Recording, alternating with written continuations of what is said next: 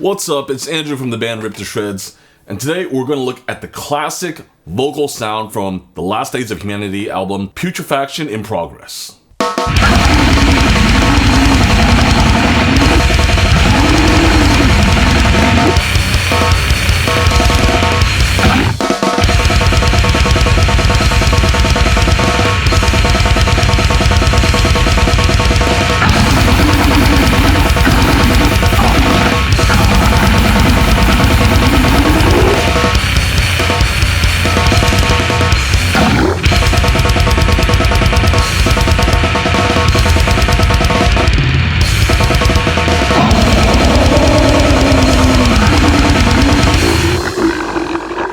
Last Days has had a huge number of lineup changes over the years, multiple vocalists, and a variety of sounds and styles. On their albums Rancid Juices, Sloshing Around Your Coffin, and Putrefaction in Progress, the main vocalist is Hans Smits. And on the Hymns of Indigestible Separation album, it's Bart Brouwer handling vocals. And for In Advanced Hemorrhaging Conditions, the Dutch Assault compilation, and a bunch of the splits like the one with Stoma, Erwin from Smes handles the main vocal duties. Their bassist, Roger Kuzi, also does vocals. I'm not totally sure who does which parts on the albums, but I assume it's a mixture between Roger and the main vocalist. So on Rancid Juices, there are two main vocal styles. This kind of shouty roar and more toilety burps.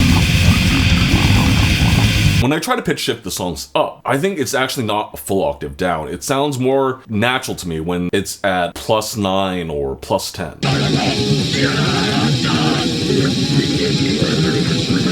On Putrefaction, they still use the shouty roar, but much less. The vast majority of the vocals are going to be those toilety burps. The vocals sound a lot more aggressive on Putrefaction, but the engineering and production in general is better, so I'm not really convinced that is a technique change. On Horrific Decompositions, which is the newest album that Hans also sang on, the vocals sound pretty different to Putrefaction, like there's some kind of bit crushing or clipping effect.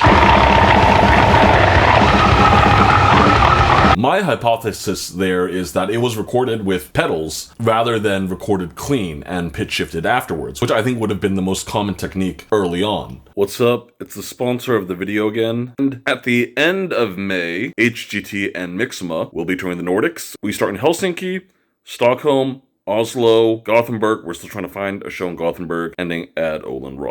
When I wanted to figure out exactly what was going on with the Putrefaction album, I played around with the EQ to eliminate the information on the sides of the stereo spectrum and try to band limit it so that we're only hearing vocals, and pitch shift it up an octave to get an idea of what Hans was doing on the album.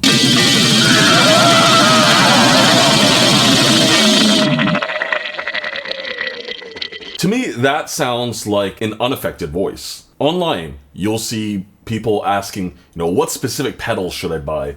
Or what kind of effects or flangers are required to make this kind of sound? But you actually don't need any of that. And you don't need this, because it's all technique.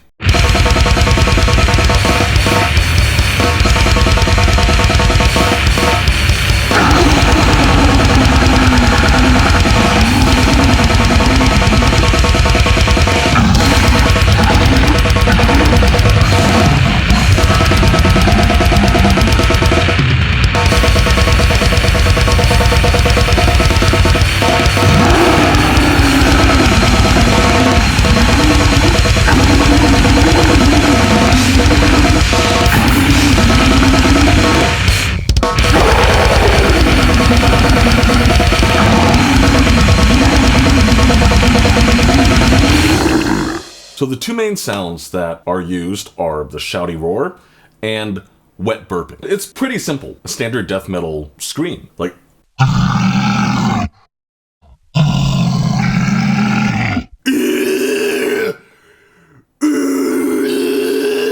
When I tried to replicate the way that the roar morphed into the wet burp in a single take, I found it very difficult. My guess is that they simply blended two takes together in the studio. Because live, Hans doesn't really sound the exact same as he does on the records.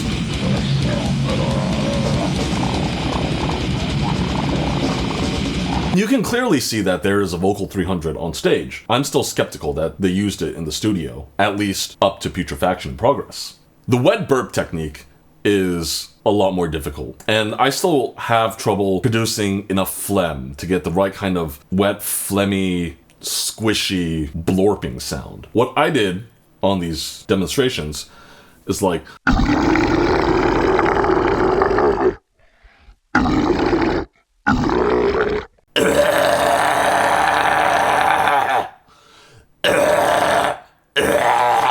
You really want to avoid engaging the back of your throat because you'll very quickly fatigue. It's difficult to produce enough force to get good projection. You still need to follow basic singing principles. Support from your diaphragm, and the airflow should be over your false vocal cords. The one flaw in this technique is that there's not as much phlegminess as I would like. And you would hear stories about some bands would drink chocolate milk before doing their studio takes to get extra phlegm in their throat. I don't know if Hans ever did that.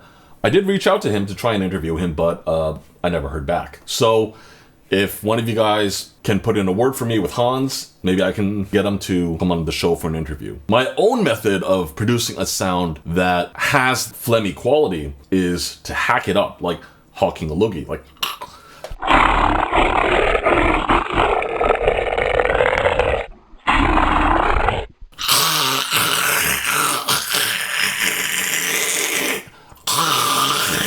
But that's really too high-pitched for the kind of sound that Last Days gets. Which is why when I do that sound, I put the pitch shifter at -24. But from these clips that I showed you, I think I'm reasonably certain that in the studio, it's only -12. As for any additional vocal effects, in this video, I only have a bit of compression and a bit of reverb, which is normal for any kind of vocals. You don't need special modulation, you don't need special distortion, it's just a pitch shifter down an octave. Of course, there's a whole bunch of different styles that you can do. Zach Fogel from Metaragia has a video about how he uses a bunch of different pedals to produce various kinds of toilet sounds, which you can check out like here. For a lot of the classic gore albums, they were just making burping toilet sounds with their mouths. That's really all I have for today. And at the end of May, HGT and Myxoma will be on tour in the Nordics, starting in Helsinki, hitting Stockholm, Oslo, Oland. We're still looking for a show in Gothenburg. If you know someone who can help us out with the Gothenburg show, have them reach out to us, Instagram, email. And as always,